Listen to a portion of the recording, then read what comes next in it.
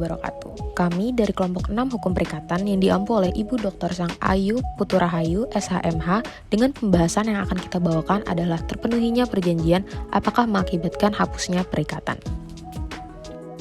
Sebelum lanjut ke pembahasan lebih lanjut, di sini kita beranggotakan 7 orang, yaitu yang pertama Melisa Yulianti dengan NIM 8111422-673, Verina Dian Rizky Putri Nasrini 8111422-674, Nicholas Andika Simbolon 8111422-675, Belinda Ayu Sabina Putri 8111422-676, Geraldo Firasakti Abu Yuda Saroy 8111422-677.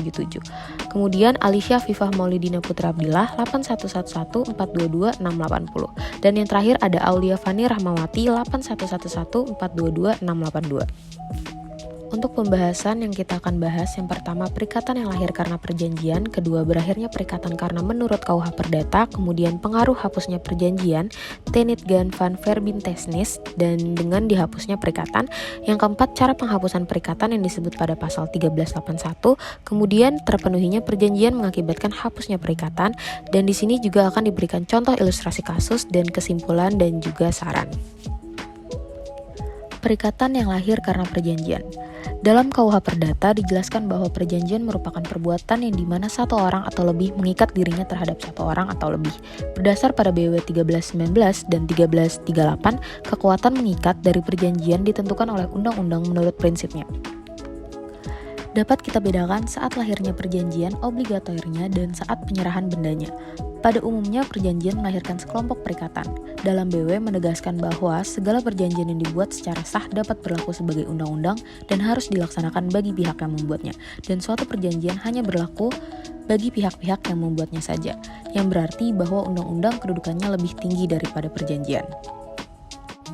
Selanjutnya, kita akan membahas tentang berakhirnya perikatan menurut KUH Perdata atau BW.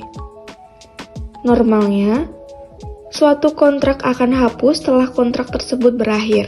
Artinya, ketika seluruh bentuk-bentuk perikatan yang telah disepakati dalam kontrak telah dilaksanakan, maka kontrak berakhir dan hapus dengan sendirinya. Dalam BW, tidak diatur secara khusus tentang berakhirnya kontrak. Tapi, yang diatur dalam bab 4 buku 2 hanya hapusnya perikatan. Walaupun demikian, ketentuan tentang hapusnya perikatan tersebut juga merupakan ketentuan tentang hapusnya kontrak. Karena perikatan yang dimaksud dalam bab 4 BW tersebut adalah perikatan pada umumnya. Baik itu lahir dari kontrak maupun lahir dari perbuatan melawan hukum. Yang selanjutnya yaitu pengaruh hapusnya perjanjian atau tenit gan van verbintenis dengan hapusnya perikatan. Masalah hapusnya perjanjian atau tenit gan van verbintenis bisa juga disebut hapusnya persetujuan atau tenit gan van overeenkomst.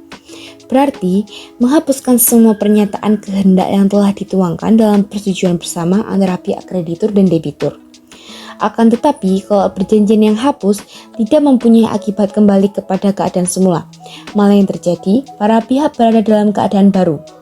Pihak pembeli mendapatkan barang dan penjual mendapatkan harga barang yang dijual, dengan adanya persetujuan yang mendahului setiap perjanjian. Bisa terjadi hapusnya perjanjian belum tentu menghapuskan persetujuan yang itu sendiri, akan tetapi dengan hapusnya persetujuan dengan sendirinya menghapuskan perjanjian. Selanjutnya, terpenuhinya perjanjian mengakibatkan hapusnya perikatan. Terpenuhinya perjanjian biasanya mengakibatkan hapusnya perikatan yang diatur dalam perjanjian tersebut. Namun, perlu diingat bahwa ada beberapa perkecualian atau situasi di mana perjanjian mungkin tidak langsung berakhir meskipun telah terpenuhi, seperti adanya klausul perpanjangan atau ketentuan lain dalam perjanjian yang menentukan bagaimana penyelesaian perikatan dilakukan.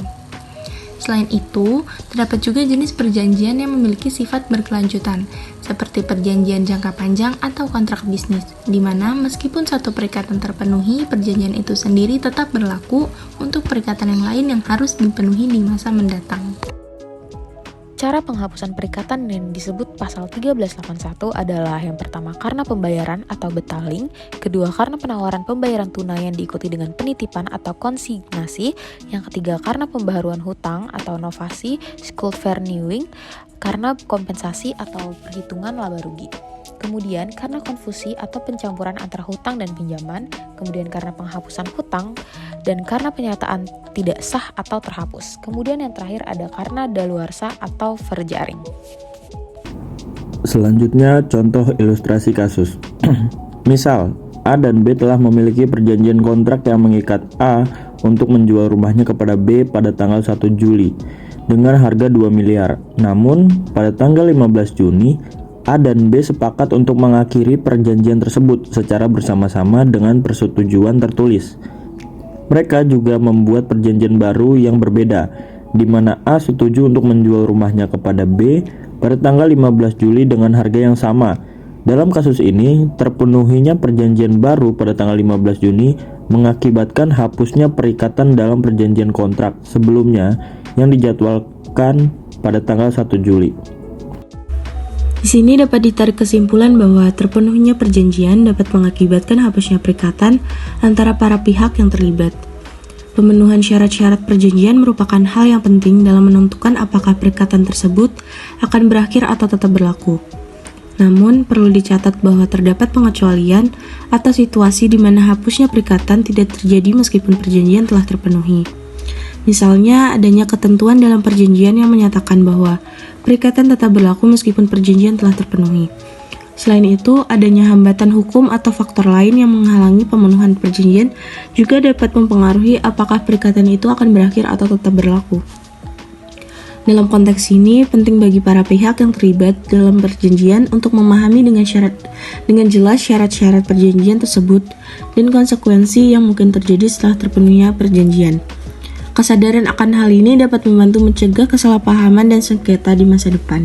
Saran, para pihak perlu mempertimbangkan penggunaan mekanisme hukum yang tepat untuk mengatur perikatan setelah terpenuhinya perjanjian.